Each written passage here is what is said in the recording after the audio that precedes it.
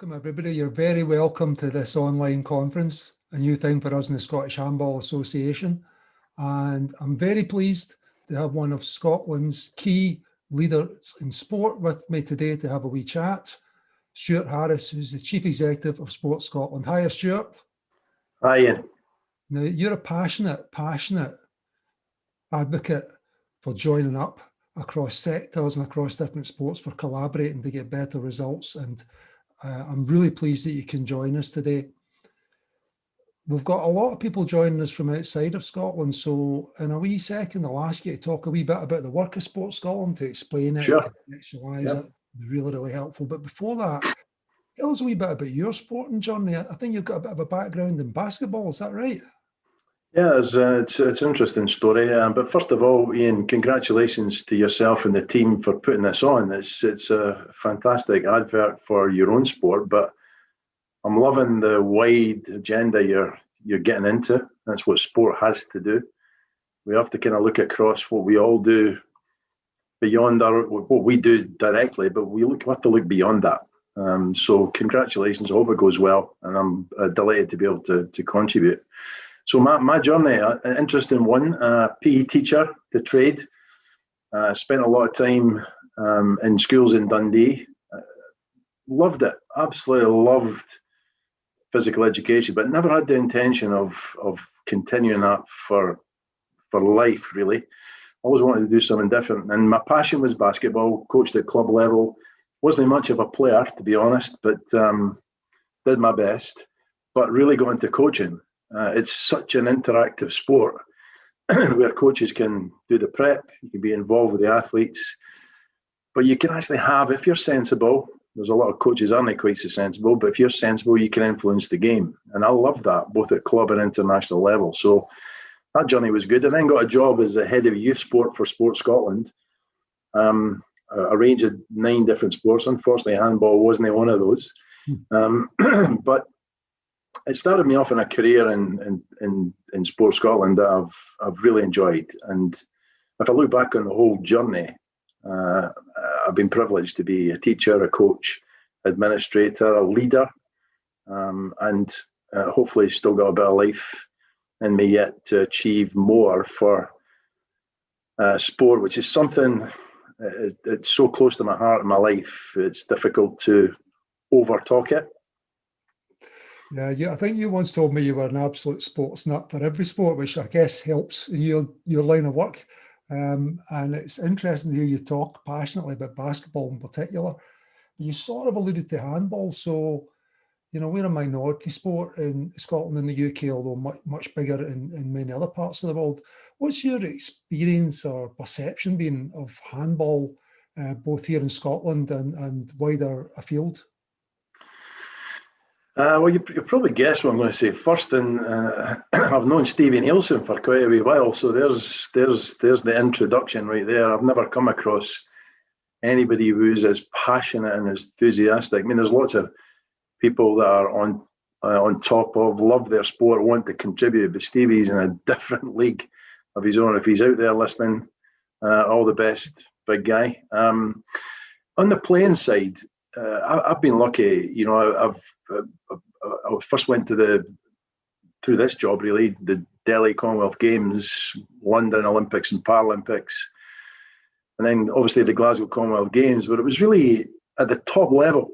I'd seen a wee bit on telly on handball, but when you actually saw it live at London, I was impressed by the speed, the physical nature of the game. And there were some similarities to basketball because it's a tight court, it's up and down, everybody attacks, everybody defends. You know, it's a tremendous game. So I was fascinated by it. And it was great to see Great Britain at the time being able to field teams in basketball, volleyball, handball, and be part of it. And hopefully there'll be chances in the future to get back at that level. Yeah, it's been fascinating for me getting involved, you know, relatively recently in the last 2 or 3 years, because, you know, conceptually, you know, it's a big sport, and like you have seen it, you know, on the telly from time to time, and when abroad and so on. And from a grassroots level, I've been to many big sporting events, you know, in football, European finals, Calcutta Cup matches, NBA, MLB, you know, things like that. But to actually go to the Final Four, for example, you know, the handball tournament, and see the best teams in Europe play is just, it's jaw-dropping, the speed and the power and the prowess. It's funny, that's something I'd love to do. When I've got time, I'm going to try and get around as many sports as possible and go and see those big events. But probably just finishing my story, as well as seeing it at that level, I've also been around some of the club stuff, active schools. We'll maybe talk about that later. Active schools is something we're really proud of as a national agency, and just looking at the work that's going on in schools, work that's going on in clubs, in the hotbed areas, Lanarkshire and others of the sport. I can see it's a really exciting sport, and young people nowadays like that excitement. The indoor games, I think their time will come, Ian, and they'll grow. I'm in a job that's it looks across all sports, but I've still got a wee bit of bias and a wee bit of love for those indoor sports.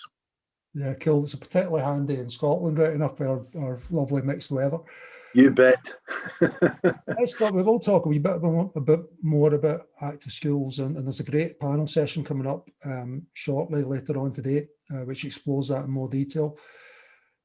But thank you for sharing a wee bit about your journey. Tell us a wee bit about the work of Sports Scotland for people who aren't familiar maybe with the Scottish sporting environment, or maybe aren't familiar with Scotland. What is Sports Scotland? What does it do? Where does it fit? Yeah, so it's a national agency for sport. We sit between the sports sector and government. We're not part of government. There's a bit of autonomy there, Ian, as you know. We do a couple of things. We invest resources, cash, into a range of partners, around about 50 governing bodies, all 32 local geographies, local authorities in Scotland. Significant resources into those. We've got a really talented staff complement as well. And what we try and do with the staff complement is and the staff team is to add as much value as we can. Of course, there's always a wee bit of administration to do, but when I came into this position, I tried to minimise administration. It wasn't about funding applications. It's much more about investing in outcomes, making sure, and really there only is one outcome. It's getting people engaged in activity. So we keep it really simple as much as possible. We have a budget of about £60 million, of which 50% of that comes from government, in the Scottish government, and the other 50% comes from the National Lottery, which gives us that autonomy, because government can't tell us what to do with that. That's a community resource. So that allows us a bit more flexibility. We'll get a wee bit more direction on the government side about the things they would like us to do. But even so, they're pretty flexible about how we approach it. Yes, I've been very impressed in my short time in this role with the professionalism of your people. Really excellent. Thanks for that. I'm really impressed by the collaborative ethos. Tell me, why is collaboration so important to Sports Scotland? Wouldn't it be easier for you guys if you just, parceled things up into silos and focused on the big sports? Oh, where do I start with this one? Well, let me start with a wee plug here for those of you who are maybe not familiar with Scotland and sport. Maybe just jump on the Sports Scotland website and look at our strategy called Sport for Life. Again, I'm biased, but I love the terminology that we've come up with there. For me, the title tells the story. Sport for Life. For different parts of your life, there is a contribution that sport can make to that. There's a couple of key parts to this, and I will come back to this collaboration piece, don't worry, where we have got some key principles that we want to work to in that strategy. It's only about 4 or 5 pages. Don't anybody be frightened about looking at this and you think you'll be there all day. It's only 4 or 5 pages. It's pretty clear about the benefits of sport, how we should operate, be inclusive, collaborative. We try and be the best we can be. We should respond to each other and to the people that you want to engage. Now, there's other bits in there, but it's based on a systemic approach. And if I just talk you through it, it talks about schools and education connected into clubs and communities, into performance sport. These are not separate. For me, they have to be connected. We're one of the few national agencies that really pushes this model. The outcome is clear. There's one outcome, again, doesn't separate it. It's about engaging at whatever level. We don't separate performance and participation. We did that before, and I thought it was a mistake. So this way we get parity. Now, people, facilities, access, the stories we tell about what goes on, that's what will make it tick. But the only way we can do this is by working together. If you work in silos, and I could talk forever about why we shouldn't work in silos, then you don't get the best outcome.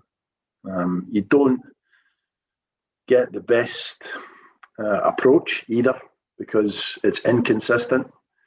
It's blind to what others are doing. Yep.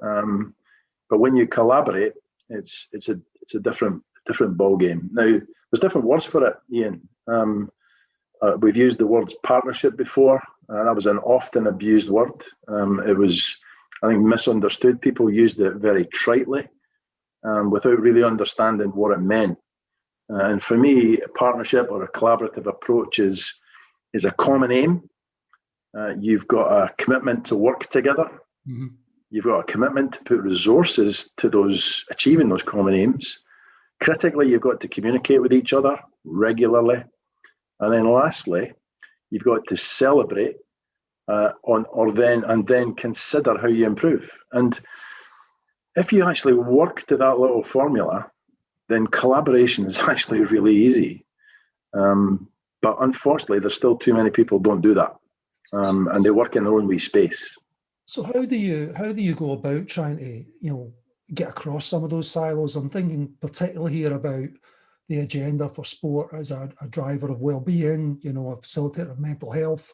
When so many agencies are scoped, for good reason, relatively narrowly, education, transport, housing, so on. What are the things that you do to try and tell the story about this contribution sport's got to make across the way? Yeah, well, I guess as a sector, I don't think we've really talked about the benefits enough. So that's the start point. So we have to really, it may be obvious to us, Ian, and you and I have chatted about this before. It might be obvious to us about the physical benefits, how it makes you feel. The recent research work that was done just the other week, which talks about the potential benefits on your immune system. I think sometimes we all take that for granted. Yep. We've got to keep talking about it. We've got to keep talking about those benefits. And therefore, from my perspective, it makes it easier for us to get a place at the table when you're having a conversation with other agencies. Sport for Life, there's an ambition there that Sports Scotland should have a strong partnership with public health, with education, with transport, nature or environment. And that's been difficult to do.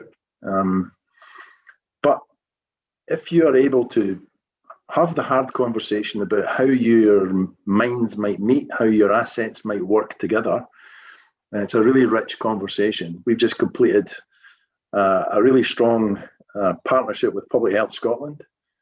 We work in the same department in health here in Scotland. It's a new agency, the same designation as us. They're close to government, but one step removed. And the partnership, I'm really looking forward to working through this, because we've got, and it was hard yards to get the agreement. You have to work hard and make sure you give something as well as take something back. So we've got strong strategic support from chief execs, both myself and Angela Leach from Public Health. We've got a clear agreement to work together on activities that we'll go and sit down and plan. They have real expertise in data analysis and communication. Again, strong. We don't have as good a view as on that. Whereas we've got reach that they don't have into communities. So put it all together, and it could be pretty powerful. The last thing I would probably say here is, this I think is sector leading, and I'd probably say world leading to an extent, but we're not using it properly. There is an Active Scotland policy here in the Scottish Government, which brings all of those agencies together. And the ideal is that they all collaborate. So you could really see, if folks are listening, we'll probably see sport with education fits really well. Sport with transport, again, whether it's walking, cycling, whatever, again, fits really well. The public health element and benefits fits really well. With nature and environment, the outdoor piece, massive. So the potential is there, but you have to work hard to make sure the agreements are solid. They're written down. You have to write them down. And then there has to be a degree of accountability. Now, that doesn't sound particularly sexy there, Ian, but it's worth the work to get to that place. What do you think would bring it to life for people? You've probably got to go through it yourself. I'll give you a wee example that I think is still untapped potential. So if I'm looking at the indoor sports in Scotland, you're all suffering the same challenges, but you have the same potential and opportunities. And I'm advocating now that you should get together. We'll happily join that conversation and have a chat about because I think the next few months, next year, as we hopefully get ourselves out of COVID and out of the pandemic, which has been destructive around the systems, and particularly for the sports that you and I love. So handball and basketball are particularly hard hit because they're indoor contact. I think that's the type of thing that would bring it to life. And the second piece is, if we as a sector can agree that there's a strong narrative that we're all going to sign up to, which isn't sport specific. It's not about handball or basketball. It's about sport and its potential. And to consistently talk that language to people. So if everyone in this webinar was able to agree a piece of narrative, a little elevator pitch which says, here's the benefits of sport, this is what we believe in, and here's what we can add to you. And every time we spoke to a politician or someone who's got influence, imagine how powerful that would be. Now that's collaboration in itself. And then there's a bit more detail, and it's worth exploring. Let's explore it if we can, Ian, down the track with basketball, volleyball, netball, even badminton. Sports there that can have that indoor environment that they need to almost reclaim in the next wee while. Well, that's part of what, the ethos behind this chat and this conference. We can't be going piecemeal, trying to make a case for our own sports to get access, for example, to indoor facilities again. We need to join up together, and we need to be having chats and engaging the active schools coordinators and people involved in education to explain how we can help. Absolutely. And do you know what would be stronger? What would be stronger is, rather than me having that singular conversation, is for me to have the joined up conversation with the group. So again, I was just speaking to some CEOs of governing bodies just the other week saying, look, going forward, I need more of your leadership time to work together across the country to influence. Because I think, even myself, I think we've not done enough in that space together. Sometimes it's, we'll have meetings with local authorities, but I think it'd be far more powerful if a local authority identifies a range of sports they want to work with that are that there's a demand for an area, and that we collectively approach and work with our local authority. I think it's a different ballgame. Certainly worth exploring without a shadow of a doubt. I've been really impressed actually by how engaged the Scottish handball family has stayed, in spite of the fact that there's been little opportunity, obviously, to play indoors for a year. You mentioned Stevie, I was on a call with him the other day where he was rushing off to do some coaching outdoors at EK the other night. So it's fantastic to see things coming back. And it's really encouraging to hear that you see a voice for us in that collective effort to try and make the case to get back into those facilities.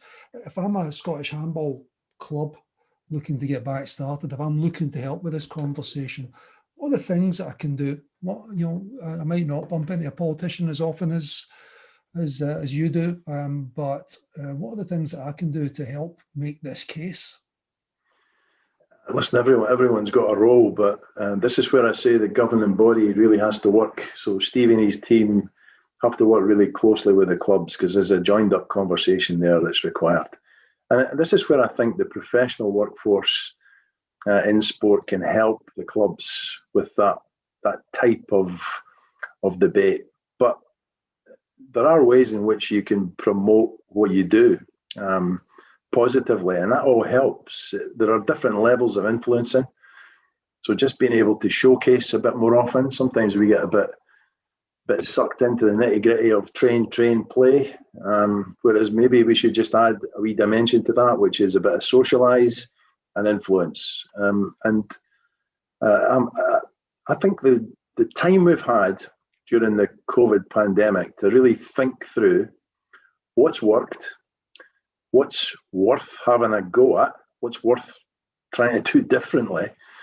And this is one of them. You know, it's governing bodies being closer to their clubs in terms of influencing and negotiating. And it sounds like a huge workload, but actually with proper organisation and prioritisation, I don't think it will be. So there's a conversation there for us, I think, in future, to see how we can do that, and and you're absolutely right. This is not just about professionals talking policy with facility owners and whatever. It has to be brought to life, and the people that bring that to life are the clubs and communities across the country, regardless of the sport. It's their domain, it's their community, and they can do a fantastic job for it. So let's, as professionals, try and showcase that with them the best we can. Yeah, I think that's the opportunity that I see as we look to get back. It's having a better awareness of how we can work together. The fantastic comms facility that you guys have got, for example, which tells and shares good news stories about what clubs are up to. Can we tap into that and do more to highlight, you know, what the Scottish Handball family are up to, alongside all the other good news stories that we're hearing from community sports in particular? Yeah, I mean, it's funny because when I was talking about the system before, we had all the components of the system, but the bit that was missing was the storytelling bit. You know, and we got into the system of sports, schools and education, clubs and communities, you know, performance, people and places, and we're thinking there's something missing here, and that was profile. I mean, it's a simple little piece of the jigsaw that we had gone a couple of years without really.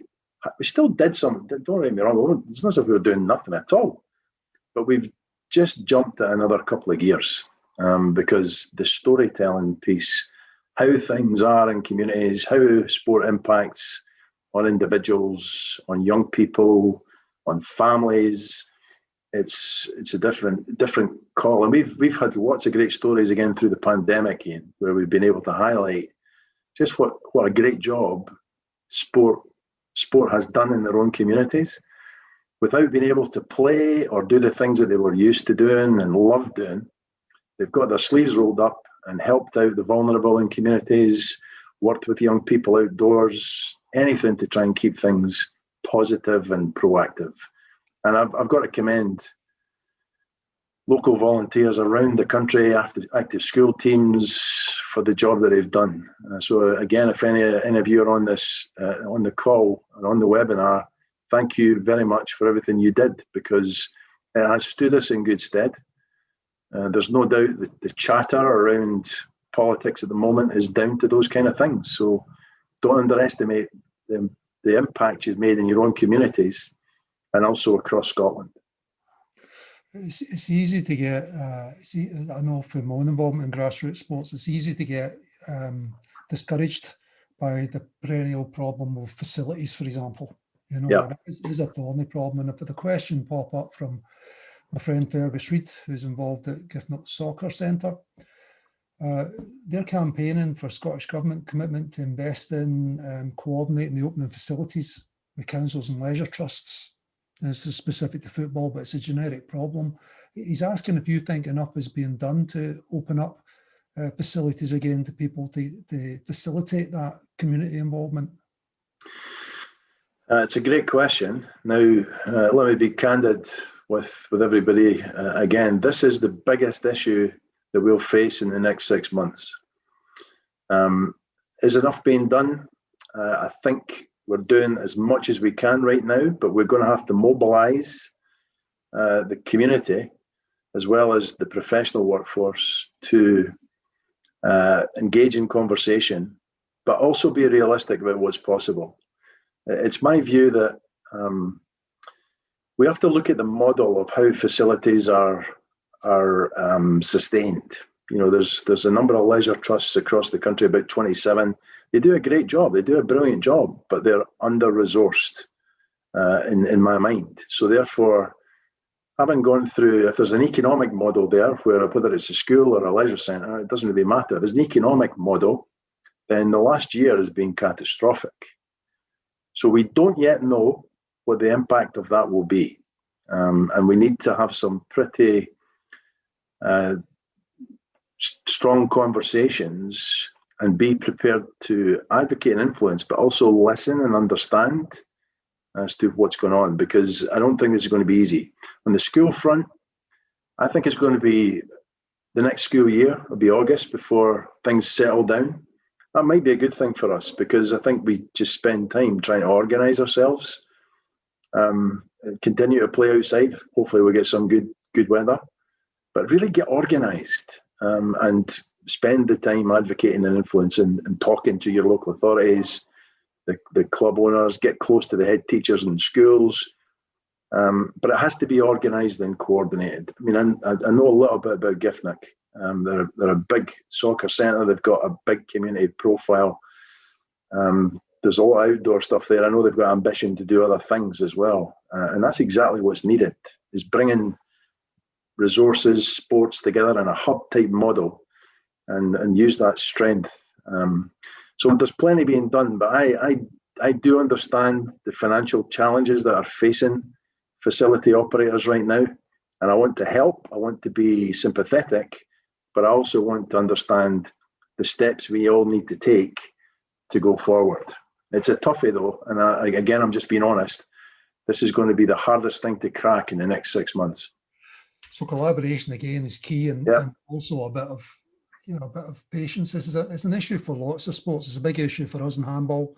There ain't enough courts that are big enough. There ain't enough courts that are marked, appropriately. So we need to work hard to make sure that, for example, we're feeding into the guidelines on court markings and so on. Getting some great help on that front from your colleague Barry Cook, who's joining us tomorrow. So we need to be patient, but we need to not be held back from trying to make progress, as in, for example, Mr. Nielsen going outdoors and doing his handball coaching the other day. We have to adapt. It's going to take time. I agree. I'm absolutely advocating we continue to talk and speak to people and excite them by our plans. And there has to be an element of patience though. But we're talking to the Scottish Government regularly. They know I've got it down with them as the number one red flag, the number one hurdle we have to get over. And particularly, as we said, it's indoor facilities. I think pitches and other outdoor spaces will come back into play a lot earlier. Most of them are back in play now.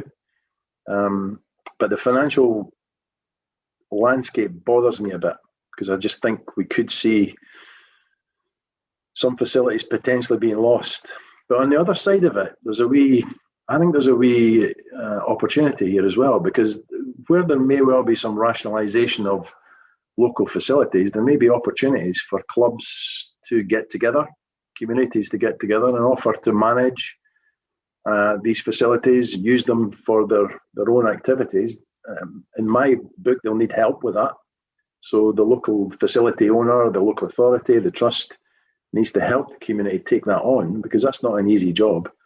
But I see that as a potential benefit, that clubs could become much more the territory of the community and sort of managing those themselves, particularly indoor spaces. I think I'd love to see some more indoor spaces, either with key holder access or access, which has now been devolved to the club and the management of the club. So more sort of community asset transfers. Yeah, maybe not even transferring the whole thing over. I'm a big believer that the communities will need help with this. It's almost like there might be an interim step in a sort of a lease or a management agreement, but ultimately, yes, transfer the ownership of that asset if it's not going to fit in the local authority's plans. I actually believe it's the way to go anyway. To be honest, I think a lot more communities can do a heck of a lot more in some of those facilities. Not the big ones, not the big flagship facilities. They belong to the nation to an extent, but the smaller community facilities, ideal. Okay, so to really win together, we need to think about how we collaborate for the benefit of all the sports, yeah? And not just sports, the health agenda, for example, and the education agenda. We need to come together to do that. Not going to be easy, as you say, not going to be quick, but it starts with, getting together to try and, in our case, probably help make that case for the indoor sports return that you've been so hard hit in the last wee while.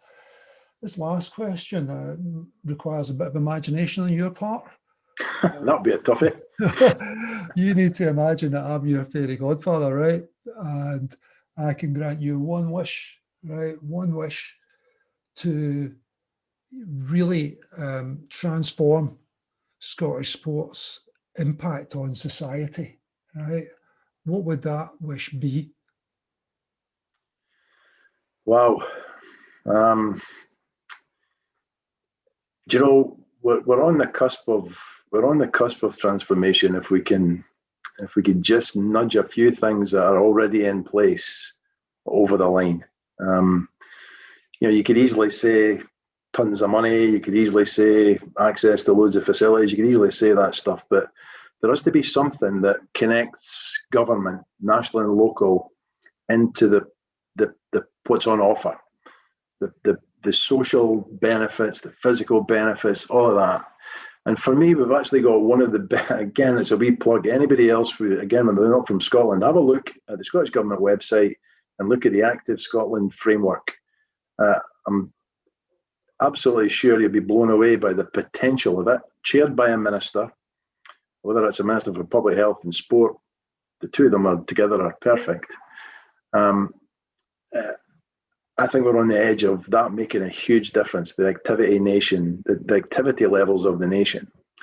But if I was to spit one wish about, and I'm going to take it from the theme that we've been talking about, is that I wouldn't have to persuade people about the benefits of collaboration as I do.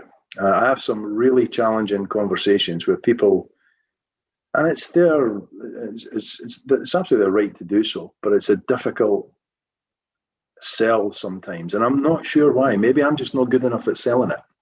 But for me, the benefits of collaboration are huge. And I think we would transform ourselves as a sector if we all got behind a narrative.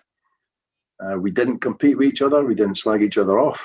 We just sorted that influencing piece and committed to it. And with that power comes the resources. I'm convinced that's what would happen. So I'll go with that. It sounds a bit cheesy, to be honest. We've been talking about it, but I genuinely think it's got massive power if we can get it right. So certainly the next wee while, that's the name of the game for me. To do it properly, you have to commit to it and get your sleeves rolled up. Well, you have articulated it well. I've got a message from Ali Pole in South Africa saying how South African Handball Federation saying how inspirational your input has been, and a shout out about the Cries Community Centre, the Blaze Basketball in Edinburgh. So some great examples of that collaboration. Yeah, it's a great example. I think for me, you're spot on. The fact that we've got this on the agenda at the highest level politically in Scotland, the fact that there are some great examples of colocation. For me, it doesn't have to be very complicated. We just have to talk to each other sometimes. We don't have to wait for you to lead, although it's fantastic to have your leadership. And we just have to look at, how we can share stories and other resources to continue with what's going to be a long, long haul to really get the benefits out of sport in Scotland. Yeah, and listen, I'm a great believer in working together, obviously, but there's a space now for us to lead together. There's plenty of people who've got leadership capability, capacity around the country. Now's the time for us all to get into it together and share the conversation, but share the ambition as well, that we can become something. We are already special, don't get me wrong, but at the end of the day, we could do some great things. But the next 6 months, now's the time we get our sleeves rolled up and work together on it. Yeah, and it can't just be about, the big sports. It needs to be everybody playing their part. Absolutely. It's absolutely not about the big sports. And we've been talking about doing some work collaboratively in areas of social challenge, high levels of deprivation. And my idea would be for sports to work together in those areas. It's those areas need help. People need help. Communities need help. And the best way to do it is, rather than us all having individual conversations, is to say, and we'll probably try and do this, Ian, we'll probably try and bring groups of sports together to work in some of those areas to provide hope for communities, some release and some relief for some of those communities, and actually to bring them together. And that's the power of sport. Sport for life, as I said earlier on. Well, you'll absolutely let us know how we can help with that. We want to be part of it. It's all about getting folk active. If they love handball, that's fantastic. If they get active, that's the important thing. Oh, brilliant. Yeah, love that message. So good to have your support, such a weighty figure as a leader in Scottish sport. Thank you for making the time to support our conference. And I'll let you escape. Thanks so much, Stuart. Take care. Oh, thanks. Thanks, Ian. Appreciate the conversation.